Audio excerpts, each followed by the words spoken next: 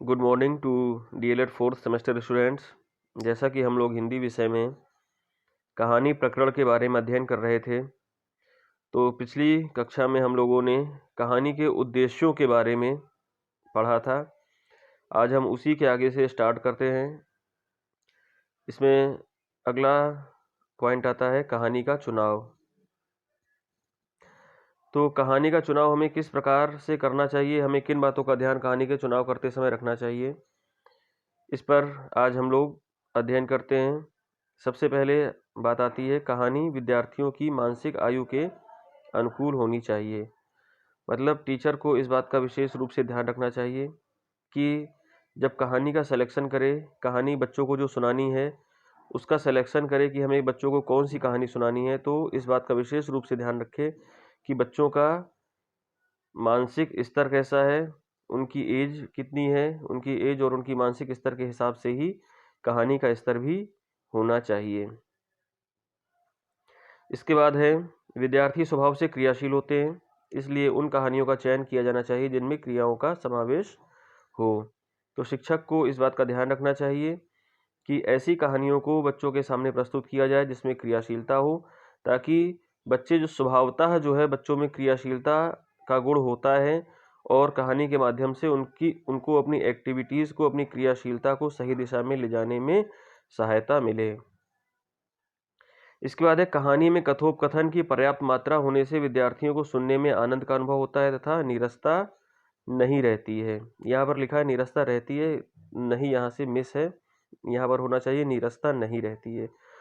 तो इस बात का शिक्षक को ध्यान रखना चाहिए कि अगर कहानी में उचित कथोपकथन है, अर्थात जो कहानी के चरित्र चित्रण हैं, कहानी के जो पात्र हैं, उनमें आपस में जो कथोपकथन है वो अगर सही ढंग से है, तो कहीं ना कहीं बच्चों को कहानी सुनने में आनंद का अनुभव होता है और उनकी कहानी में जो नीरसता आने की संभावना है वो दूर होती है।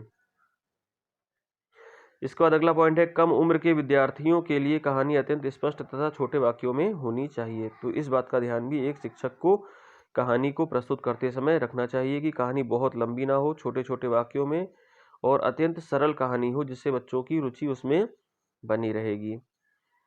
विद्यार्थियों को दुखांत कहानियां नहीं सुनानी चाहिए, दुखांत कहानियों से उनमें उनके कोमल हृदय पर आघात पहुंचता है। तो इस बात का भी ध्यान एक टीचर को रखना चाहिए कि बच्चों के सामने जब कहानी प्रस्तुत करें तो ऐसी कहानी प्रस्तुत ना करें जिसका अंत जो है वो दुखद हो। इससे बच्चों के कोमल हृदय में बहुत पीड़ा और बहुत आघात पहुंचता है और कहीं ना कहीं वो उससे प्रभावित होते हैं, वो उनके अंदर एक निगेटिविटी भी व्याप्त हो सकती है। तो ऐसी कहानियों से बच्चों को सुनाने के लिए बचना चाहिए। अगला बिंदु है कहानी में क्रियाशीलता, गतिशीलता, वार्तालाप, नाटकीयकरण, संस्कार तथा मनोरंजन के गुण होने चाहिए। तो इन बिंदुओं को भी कहानी में अगर समावेशित किया जाएगा, इस तरह के चीज़ें कहानी में होंगी, तो कहानी ज़्यादा रुचिकर और ज़्यादा प्रभावशाली बच्चों के लिए सिद्ध हो सकती है। इसके बाद अगला पॉइंट है कहानी में चित्रों का प्रयोग किया जाना चाहिए।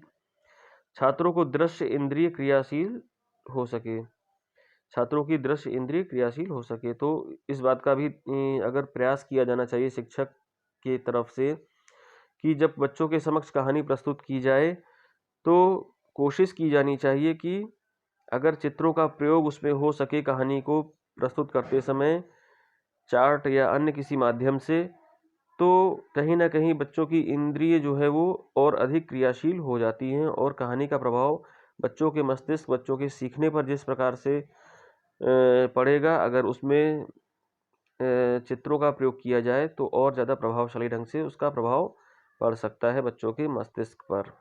इसके बाद आता है कहानी कहने में सावधानियाँ। कहानी कहना एक कला है, जैसा कि पहले बताया जा चुका है। तो इस कहानी कहने में उस चीज़ का ध्यान रखना चाहिए कि कहानी कहने में कौन कौन सी सावधानियाँ बरतनी चाहिए। यहाँ पर ये देखना होगा कि कहानी कहना जैसा कि एक कला है, तो यानी कि डिपेंड करता है कि कहानी को किस प्रकार से प्रस्तुत किया जा रहा है, सुनाया जा रहा है, उसके इफ़ेक्टिवनेस को इस प्रकार से समझा जा सकता है, उसको देखा जा सकता है कि कितना इफ़ेक्टिव होगी वो कहानी उसका प्रेजेंटेशन पर। तो इसीलिए कहा गया है कि कहानी प्रस्तुत करना छात्रों के सामने ये एक कला है। अब इसमें देखते हैं कौन कौन सी कहानी सावधानियों को ध्यान में रखना चाहिए। जैसे कहानी का चुनाव उसकी भाषा, कथन या क्रम बालकों की योग्यता के अनुकूल होना चाहिए। जैसे पशु पक्षी संबंधी कहानियाँ, माध्यमिक में लोक कथाएं, अर्थात जैसे प्राथमिक स्तर पर बच्चों को पशु पक्षी संबंधी कहानियाँ सुनाई जानी चाहिए। माध्यमिक स्तर पर जब बच्चे पहुंचते हैं तो उनको लोक कथाओं से संबंधित कहानियाँ सुनाई जानी चाहिए। और उच्च स्तर पर जब बच्चे पहुंचते हैं तो उनको अनुसंधान और सामाजिक अन्य प्रकार की कहानियाँ भी सुनाई जा सकती हैं। तो इस प्रकार से बच्चों के स्तरानुकूल कहानियों को प्रस्तुत किया जाना चाहिए। अगला है कहानी पढ़ने की अपेक्षा सुनाई जानी चाहिए जिससे जिज्ञासा बनी रहे। तो शिक्षक को इस बात का भी ध्यान रखना चाहिए कि कहानी बच्चों के समक्ष पढ़ने के बजाय उनको सुनाना चाहिए, जिससे बच्चों में एक इंटरेस्ट जागृत होता है, उनकी रुचि बढ़ती है और उनकी जिज्ञासा भी बढ़ती है। अगला है उचित भाव भंगिमा ही यथेष्ट है।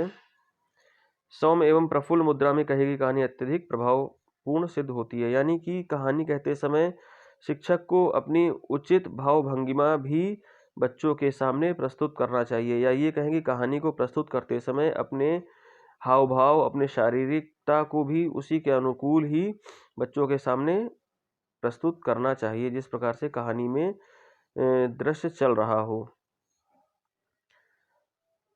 इसके बाद है मध्यम गति से कहानी कहनी चाहिए, तीव्र या मंद गति उचित नहीं है। तो कहानी कहते समय इस बात का भी ध्यान रखना चाहिए कि ना तो बहुत अधिक तीव्र गति से कहानी कही जाए और ना ही बहुत अधिक मंद गति से कहानी कही जाए, बल्कि कहानी की गति जो है वो मध्यम रखनी चाहिए। अगला बिंदु, कहानी अधिक लंबी नहीं होनी चाहिए। यदि कहानी बड़ी है तो उसे खंडों में विभाजित करके प्रस्तुत करना चाहिए छात्रों के सामने। तो इस बात का भी ध्यान रखना चाहिए कि बहुत लंबी कहानी बच्चों को ना सुनाई जाए। अगर बहुत लंबी कहानी सुनाई जाएगी तो उससे कहीं ना कहीं एक बोरियत की भावना बच्चों के सामने होने लगती है और उनका इंटरेस्ट, उनकी रुचि जो है वो कहीं ना कहीं पीछे छूटने लगती है। तो इस बात का ध्यान रखना चाहिए कि यदि कहानी बहुत लंबी है तो उसको खंडों में विभाजित करके बच्चों के सामने प्रस्तुत किया जाए। इसके बाद कहानी में घटनाक्रम स्थलों को जहाँ तक संभव हो स्पष्ट रूप से चित्रित किया जाए। भाषा सरल व शुद्ध हो। बातचीत की शैली में कहानी अधिक सरल एवं सरस होती है। भाषा के प्रवाह तथा ध्वनि के आरोह अवरोह द्वारा कहानी प्रभावपूर्ण बनाने का प्रयत्न करना चाहिए। तो इस बात का भी ध्यान विशेष रूप से शिक्षकों को कहानी प्रस्तुत करते समय अपने छात्रों के सामने रखना चाहिए।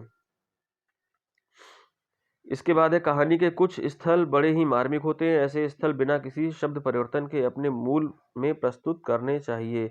प्रभाव की दृष्टि से ये आवश्यक है। तो इस बात का भी ध्यान हमें रखना चाहिए। कहीं कहीं पर कहानी के जो मूल है उसी के रूप में कहानी को प्रस्तुत करना चाहिए। उसमें किसी प्रकार का कोई तोड़ मरोड़ या अपनी भाषा के बजाय हमें वही भाषा इस्तेमाल करना चाहिए, प्रयोग करना चाहिए जो कि कहानी में है।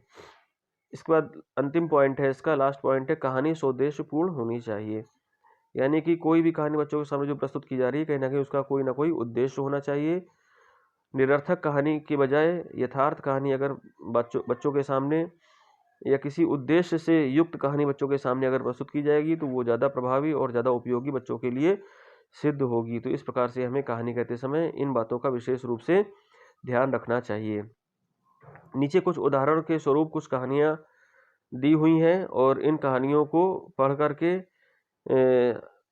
समझा जा सकता है कि इन कहानियों में क्या बच्चों को समझाने का प्रयास किया गया है और इन कहानियों को किस प्रकार से बच्चों के समक्ष प्रभावशाली ढंग से प्रस्तुत किया जाए। जैसे एक कहानी है नीला सियार, इसको पढ़ करके बच्चों के सामने से किस प्रकार से प्रस्तुत किया जाए, या इन बातों पर आप विशेष रूप से ध्यान रख सकते हैं। जिन बिंदुओं पर अभी तक आपने अध्ययन किया है उन चीज़ों को ध्यान में रखते हुए इन कहानियों को बच्चों के सामने कैसे प्रस्तुत किया जाए आप ये भली भांति समझ सकते हैं। इसी प्रकार से बहुत प्रचलित कहानी है प्यासा कौआ, और प्यासा कौआ ये भी बच्चों के सामने किस प्रकार से प्रभावशाली ढंग से प्रस्तुत किया जाए। आशा करते हैं कि ये जो सारे बिंदु हैं इन बिंदुओं के आधार पर बच्चों के समक्ष कहानी को प्रस्तुत करने की प्रभावशाली शैली से आप लोग भली भांति परिचित हुए होंगे। और ये जो कहानी प्रकरण है ये यहीं पर समाप्त होता है। इसके आगे हम लोग आगे क्लास में किसी नए टॉपिक के साथ मिलेंगे। धन्यवाद।